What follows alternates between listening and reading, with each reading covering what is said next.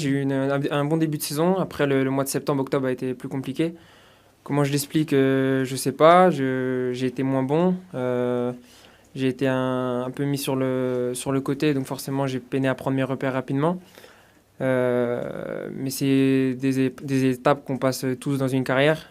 Personne n'en a pas passé de mauvaises comme moi. Donc ce que j'ai dit, c'est ce que j'ai pensé, c'est de faire le maximum pour retrouver du temps de jeu et des performances. Et avec une solution, c'était le travail.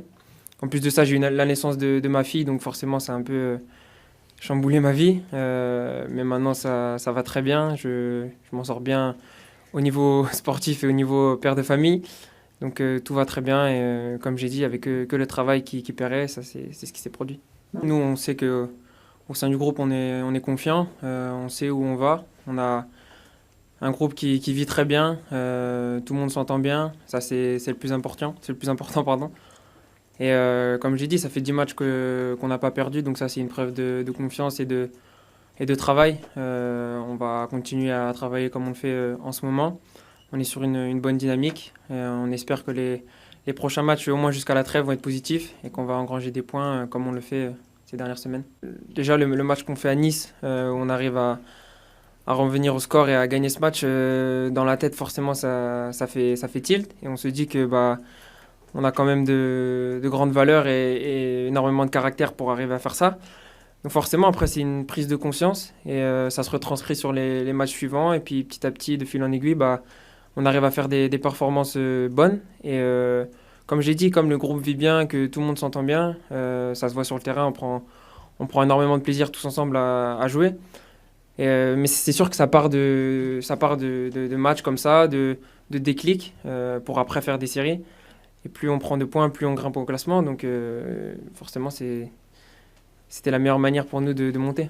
C'est sûr que ça fait plaisir, mais on n'est que deuxième au 1er décembre. Donc tant qu'on n'est pas à la fin de saison, à la 38e journée, ça compte pas. Même si c'est sûr que d'être deuxième au mois de décembre, c'est mieux que d'être deuxième au mois de septembre. Après, c'est sûr qu'en venant à Marseille, j'étais venu pour ça, jouer les premiers rôles, jouer le haut du tableau.